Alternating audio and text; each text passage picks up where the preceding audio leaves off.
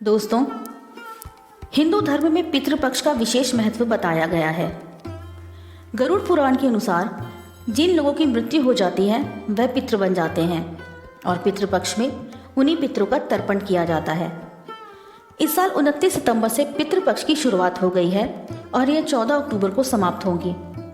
पितृपक्ष के कुछ नियम होते हैं और 16 दिनों तक इनका पालन करने पर ही पितृ प्रसन्न होते हैं। पितृपक्ष में घर का बड़ा बेटा अपने पितरों का श्राद्ध कर्म करता है और क्षमता के अनुसार दान देता है। पितृ कभी भी अपनी संतानों को परेशान नहीं करना चाहते। वे बहुत दयालु होते हैं, लेकिन संतानों की उपेक्षा से दुखी हो जाते हैं, क्योंकि संतान के द्वारा श्राद्ध कर्म और पिंडदान आदि करने पर ही उन्हें तृप्ति मिलती है और वे अपनी संतानों को धन धान्य और खुश रहने का आशीर्वाद देते हैं। पितृ ये नहीं चाहते कि उनकी संतानें उनको तृप्त करने के लिए बहुत कुछ करें। वे श्रद्धा भाव से किए गए श्राद्ध को खुशी के साथ स्वीकारते हैं। कहा भी गया है कि श्रद्धा के बिना श्राद्ध अधूरा होता है। इसी से जुड़ी है श्राद्ध पक्ष की पौराणिक कथा। जानते हैं कि कैसे श्रद्धा भाव से प्रसन्न होकर पितृ देते हैं अपना आशीर्वाद। पौराणिक कथा के अनुसार जोगे और भोगे नाम के दो भाई थे। दोनों अलग अलग घरों में रहा करते थे। जोगे के पास धन की कोई कमी नहीं थी, लेकिन भोगे निर्धन था। दोनों भाई एक दूसरे से बहुत प्रेम करते थे, लेकिन जोगे की पत्नी को धन का बहुत अभिमान था, तो वहीं भोगे की पत्नी सुशील और शांत स्वभाव की महिला थी। जब पितृपक्ष आने पर जोगे की पत्नी ने उससे पितरों का श्राद्ध करने के लिए कहा, तो जोगे ने इसे व्यर्थ का कार्य समझकर टालने की कोशिश की। लेकिन जोगे की पत्नी केवल अपनी शान दिखाने के लिए श्राद्ध का कार्यक्रम रखना चाहती थी, ताकि वह अपने मायके पक्ष के लोगों को बुलाकर दावत कर सके।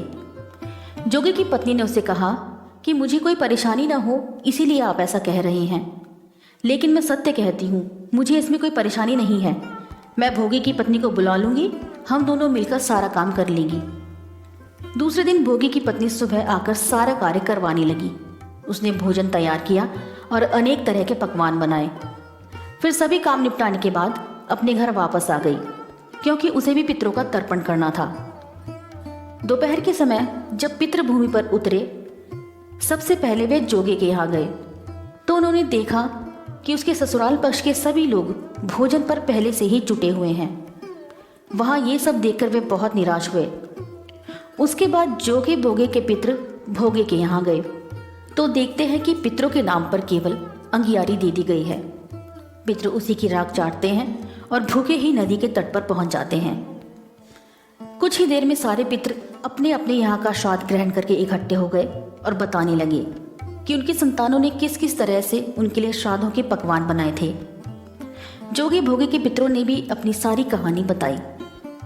उन्होंने सोचा कि अगर भोगे निर्धन नहीं होता और श्राद्ध करने में समर्थ होता, तो शायद उन्हें भूखा वापस नहीं आना पड़ता, क्योंकि भोगे के घर में तो खाने के लिए भी 2 जून की रोटी नहीं थी। यही सारे बातें सोचकर पितरों को भोगे पर दया आ गई। अचानक से वे नाच नाच कर गाने लगे और खुशी में चिल्लाने लगे कि भोगे के घर धन हो जाए, भोगे के घर धन हो जाए और भोगे भी धनवान हो जाए। शाम का समय हो चला था, लेकिन भोगे के घर में खाने को कुछ भी नहीं था। उसके बच्चे भूखे थे। बच्चों ने अपनी माँ से कहा कि माँ भूख लगी है। तब उन्हें टालने के लिए गुस्से से गरज कर भोगे की पत्नी ने कहा कि जाओ, आंगन में हौदी औंधी रखी है, उसे जाकर खोल लो और उसमें जो भी मिल जाए आपस में बांटकर खा लेना।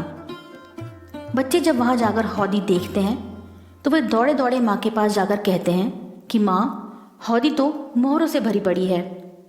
आंगन में आकर भोगे की पत्नी यह सब कुछ देखती है तो उसके आश्चर्य का ठिकाना नहीं रहता। इस तरह पितरों के आशीर्वाद से भोगे भी धन धान्य से परिपूर्ण हो जाता है, लेकिन वह इस बात का बिल्कुल भी अहंकार नहीं करता और अगले साल पूरी श्रद्धा के साथ भोगे एवं उसकी पत्नी अपने पितरों का श्राद्ध करते हैं। भोगे की पत्नी पितरों के लिए 56 प्रकार के व्यंजन तैयार करती है और वे दोनों ब्राह्मणों को भोजन कराते हैं। अपने जेठ जेठानी को बुलाकर सम्मान के साथ सोने और चांदी के बर्तनों में भोजन कराते हैं। इससे उनके पितृ बहुत प्रसन्न और तृप्त हो जाते हैं और भोगे के परिवार को बहुत आशीर्वाद देते हैं। पितृपक्ष में विधि विधान से श्राद्ध कर्म करने से पितरों को तृप्ति मिलती है और व्यक्ति पितृदोष से मुक्त हो जाता है। दोस्तों, ऐसे ही और भी मैथोलॉजिकल अपडेट्स के लिए चैनल को please like, share and subscribe कीजिए एंड बेल आइकन को प्लीज़ प्रेस कीजिए ताकि जब भी कोई नई अपडेट आए तो आपको नोटिफिकेशन मिल सके।